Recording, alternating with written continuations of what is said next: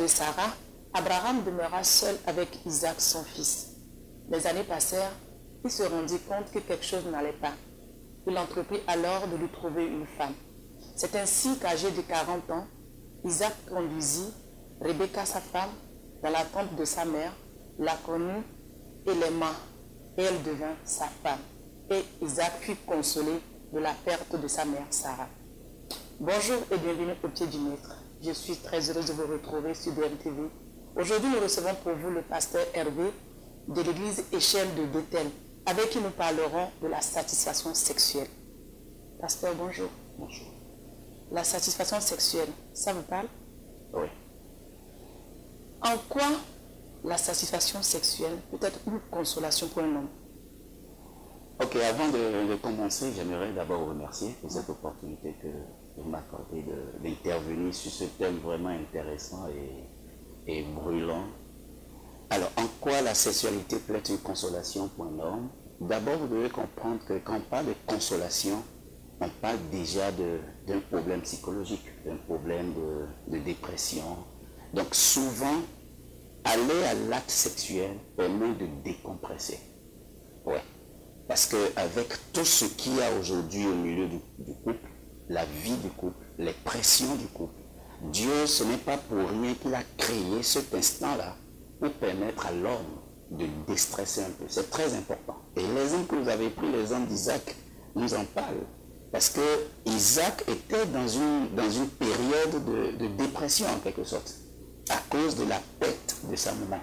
Donc l'arrivée de Rebecca lui a apporté beaucoup de bien. C'est vrai que la consolation n'est pas que sexuelle, mais je pense que sur ce point-là, il a quand même trouvé sa part. Ça vous arrive de rencontrer beaucoup de couples dans votre ministère. Vous pouvez nous dire quelle est la différence entre un acte sexuel, un rapport sexuel et une sexualité? La sexualité, d'abord, c'est toute la vie autour du sexe. Tout ce que nous pouvons dire, tout ce qui englobe toute cette vie-là autour du sexe. Ce que je peux également dire, quand on parle de sexualité, c'est un ensemble de choses. Et la première chose qu'on peut trouver dedans, c'est d'abord l'acte sexuel, après les rapports sexuels et d'autres aspects culturels, religieux, peut-être qu'on ne pourra pas peut-être aborder ici. Mais déjà, quand on parle de la sexualité, c'est tout ensemble-là. L'acte sexuel, c'est lorsque l'homme et la femme deviennent un sur le plan charnel, sur le plan physique. Lorsqu'on parle de pénétration, l'homme pénètre sa femme, la verge de la femme entre dans le vagin de sa femme. C'est en ce moment qu'on parle de l'acte sexuel. Et lorsqu'on parle de rapport sexuel, c'est tout ce que nous pouvons voir, tout ce que nous pouvons expérimenter, et avant même de passer à l'acte sexuel. Donc il y a une différence. Mais la sexualité, c'est un ensemble. Vous venez de dire tout à l'heure que quand l'homme rentre en contact avec sa femme, ils font un. Oui. Mais est-ce que faire un, dont parle la Bible, c'est seulement en ce moment-là que l'homme peut faire un avec sa femme? Oui, c'est vrai que ce n'est pas seulement en ce moment que l'homme peut faire un avec sa femme. Lorsque nous lisons dans Genèse chapitre 22, verset 24, il dit « L'homme quittera son père et sa mère, les deux deviendront une seule chair ». Déjà, quand on parle de chair, il faut voir ça déjà en deux dimensions. Hein. Il faut voir déjà le corps et l'âme. Mais moi, je vais plus loin, il faut voir aussi l'esprit. Donc, cette unité que nous recherchons dans la sexualité va en trois dimensions.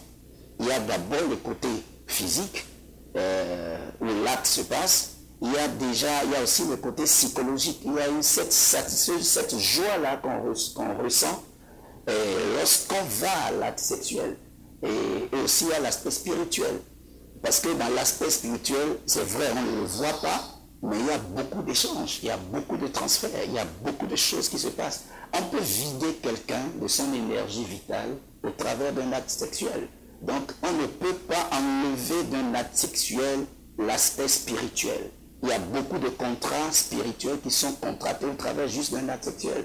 Donc, c'est quelque chose qui est sain, qui est beau, établi par Dieu, qui doit être pratiqué dans un cadre bien défini, mais lorsqu'on le fait en dehors de ça, ça c'est autre chose. En cas de panne sexuelle, que peuvent faire les conjoints pour rétablir l'équilibre et l'harmonie au sein du couple? panne sexuelle. Qui dit panne dit déjà qu'il y a un problème. Et pour rétablir tout ça, il faut chercher la cause. Donc, qu'est-ce qui a amené cette panne? Ça, il faut aller à la recherche de cela. Et l'une des choses qui amène les pannes sexuelles, c'est qu'on veut transposer tout ce qu'on a vu au dehors, on a vu dans les films pornographiques, on veut les transférer dans le couple, on veut les transférer dans sa sexualité à la maison. C'est dangereux. C'est dangereux en ce sens que ceux qui le font de l'autre côté, excusez-moi. Quand vous parlez de l'autre côté, dans le monde, qui ne sont pas dans la foi chrétienne, ceux qui le pratiquent à but de manière commerciale, ceux qui sont des acteurs et qui font des films pornographiques, ils n'ont rien d'une vie d'un couple. C'est des gens qui ne se connaissent des fois même ni d'Adam ni d'Ève qui se mettent ensemble pour nous produire ces films-là. Donc ce n'est pas des modèles qu'on doit regarder. En le faisant, ça peut créer des pannes. On peut amener des pratiques dans le foyer et l'autre partenaire ne sera peut-être pas d'accord. Ça peut bloquer le partenaire. Qu'est-ce qui peut aussi amener les pannes sexuelles? Il y a aussi l'hygiène corporelle. Quand par exemple l'homme, j'ai découvert aussi que beaucoup d'hommes ne savent pas se laver, beaucoup de femmes ne savent pas faire leur toilette intime. Et je pense qu'à l'église, on doit faire vraiment un travail approfondi pour aider la jeune fille, pour aider le jeune homme, déjà à un certain âge, l'adolescence, déjà vraiment à prendre soin de son corps, se raser régulièrement et entretenir ses dessous et les odeurs corporelles, faites tout pour les enlever, ça peut repousser. Ça peut repousser ton partenaire, ça peut repousser ta conjointe. Nous devons nécessairement régler ces choses-là, sinon ça amène des pannes sexuelles. Et il y a aussi d'autres situations qu'on peut voir et qui peuvent venir suite à un accident peut-être cardiovasculaire, où le mari est paralysé ou bien la femme est paralysée. C'est des situations que des couples peuvent vivre, mais comment ils vont le faire?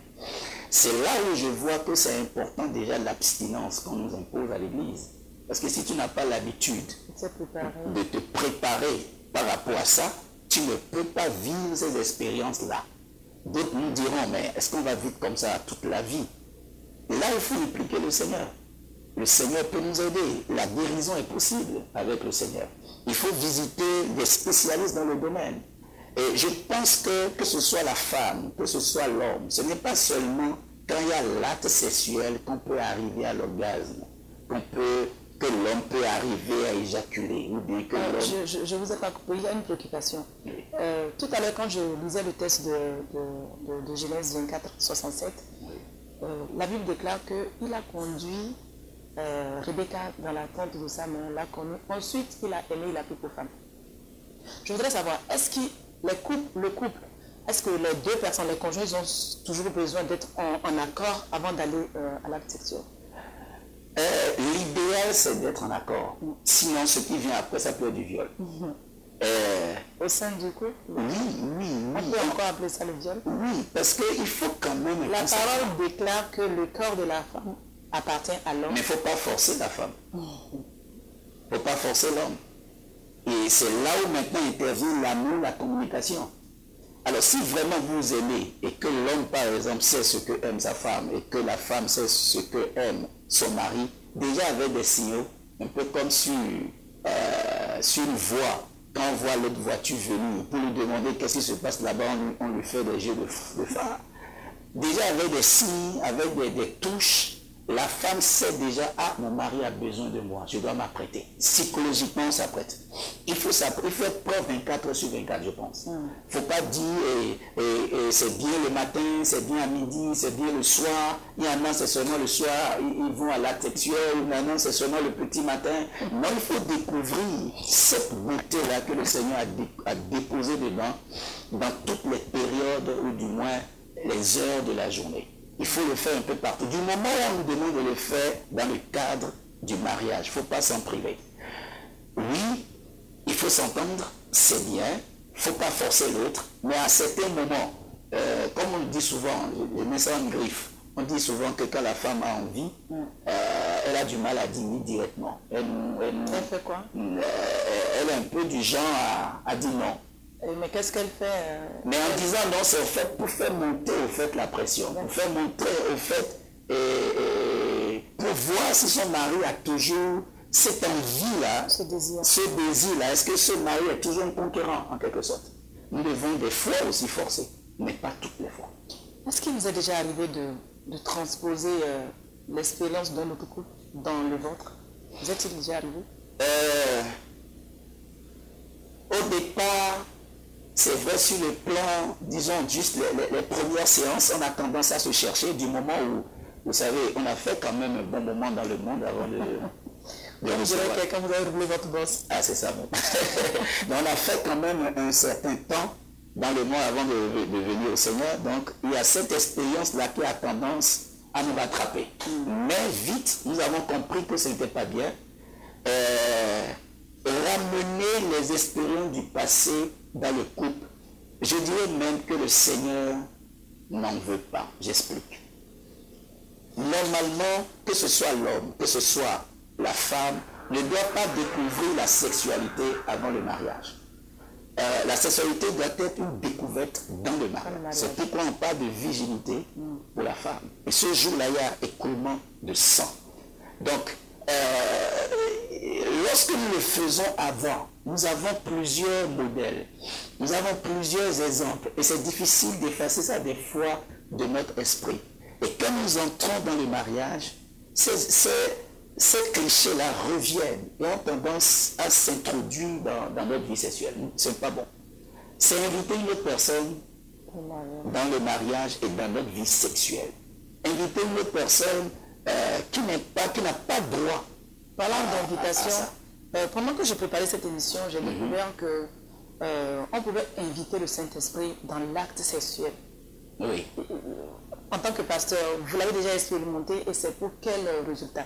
Oui, on l'a expérimenté par la grâce du Seigneur avec mon expérience. J'ai eu des gens qui ont eu des difficultés, avec qui on a fait ce genre d'expérience-là et ça a marché. Alors, le Saint-Esprit veut s'intéresser à tout, veut s'intéresser à tout. Je pense que c'est la personne qu'il faut inviter d'ailleurs. Pas Paul, pas Jean, pas Jacques. Il faut l'inviter et il faut lui permettre de nous inspirer dans l'acte sexuel. Alors, comment le faire? C'est tout simple. Si tu es déjà habitué à écouter le Saint-Esprit, ça ne sera pas compliqué. Si tu es habitué déjà à avoir une certaine communion avec l'Esprit de Dieu, dans l'acte sexuel, c'est plus facile. Tu lui demandes, mais quelle position il faut adopter aujourd'hui, par exemple? Par où il faut commencer mon acte sexuel aujourd'hui, par exemple? Si je touche ici Saint-Esprit, est-ce que j'aurai ce que je veux? Est-ce que la satisfaction, je peux l'apporter? Parce que la sexualité aussi, ce n'est pas se satisfaire en premier niveau, c'est satisfaire l'autre. C'est ça le mariage. On rend l'autre heureux. On ne se rend pas directement heureux d'abord, on rend son partenaire heureux. Donc le Saint-Esprit pourra nous conduire et nous aider même à innover, à avoir vraiment des innovations. Et les témoignages que moi j'ai reçus après ces conseils-là à certaines personnes, c'était vraiment de bons témoignages, où le mari disait pratiquement à sa femme, si je ne te connaissais pas, je peux te dire que tu es allé voir ailleurs. Donc le Saint-Esprit, c'est le meilleur enseignant, ce n'est pas les films pornographiques. Tout à l'heure, quand on préparait l'émission, vous m'avez dit que passer à l'acte sexuel, c'est une forme de célébration, c'est de célébrer Dieu. Enfin, je voudrais que vous nous dites ici un peu plus sur cette célébration. Alors, l'acte sexuel, c'est beau et c'est créé par Dieu. Et dans Genèse chapitre 1, verset 26, verset 28, lui-même l'a dit, soyez féconds. Donc ce n'est pas créé par le diable, comme d'autres personnes le pensent. Mais c'est quelque chose où le chrétien doit en débattre, doit parler de ça, doit discuter de ça pour comprendre. Alors, étant donné que nous sommes le temple du Saint-Esprit, nous amenons le Saint-Esprit dans l'acte sexuel. Et vous savez aussi, quand on parle d'adoration, c'est se laisser entre les mains du Seigneur. On se laisse entre les mains de son partenaire en quelque sorte. Et son partenaire a le Saint-Esprit. Donc, ce que nous faisons dans cet acte réjouit le cœur du Seigneur. Si ça ne réjouissait pas le cœur du Seigneur, il n'aurait pas demandé à l'homme de remplir la terre. Je suis le produit de rapport sexuel. Et étant le produit de rapport sexuel, je suis une bénédiction au fait. La Bible dit que les enfants sont des bénédictions. Et ce qui sort d'un rapport sexuel, c'est la bénédiction au fait. Alors, un acte sexuel, c'est un acte d'adoration. C'est un acte spirituel qu'on ne doit pas faire avec négligence, qu'on ne doit pas faire avec l'irrespect total qu'on observe aujourd'hui. Il faut le faire avec amour, avec respect, avec dignité, je pense. Dites-moi, vous savez que votre épouse, quand vous disputez, elle a tendance, peut-être, je ne vais pas dire ce que je ne maîtrise pas. Moi, ça m'arrive de bouder, de dire que je ne veux pas aller. Est-ce qu'il y a des conséquences à se refuser à son époux? Oui, il y a des conséquences. Il y a des conséquences, comme la Bible dit. Je pense que tous les hommes aiment 1 Corinthiens chapitre 7, verset 1er à 5, et où c'est écrit que chaque femme est son mari, que chaque mari est sa femme, et qu'on ne se prive pas l'un et l'autre pour ne pas aller à l'impudicité. Je pense que la conséquence est claire dans ce verset. Lorsqu'on se prive et que c'est répétitif, ce n'est pas bon, ça peut conduire l'autre à l'adultère, ça peut conduire l'autre à aller voir ailleurs. Ce que je dis souvent à l'église, lorsqu'on enseigne les gens, on les prépare pour le mariage, il y a deux choses qu'il ne faut jamais utiliser pour faire du chantage, pour faire pression sur son mari. Il ne faut pas utiliser le sexe, il ne faut pas utiliser la nourriture. Il faut bien prendre soin de son ventre. Il ne faut pas les utiliser. Et je pense que ce n'est pas bien d'utiliser le sexe pour faire pression. Il faut se donner. Ce n'est pas ton corps.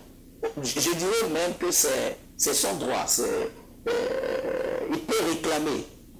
Alors on peut considérer la satisfaction sexuelle comme une dette que les C'est une dette. peuvent se réclamer. Oui, il faut le présenter comme ça. C'est une dette. Qu'en est-il de l'addiction au sexe? L'addiction, là, c'est spirituel. Là, bon. Est-ce que c'est lié à une vie de prière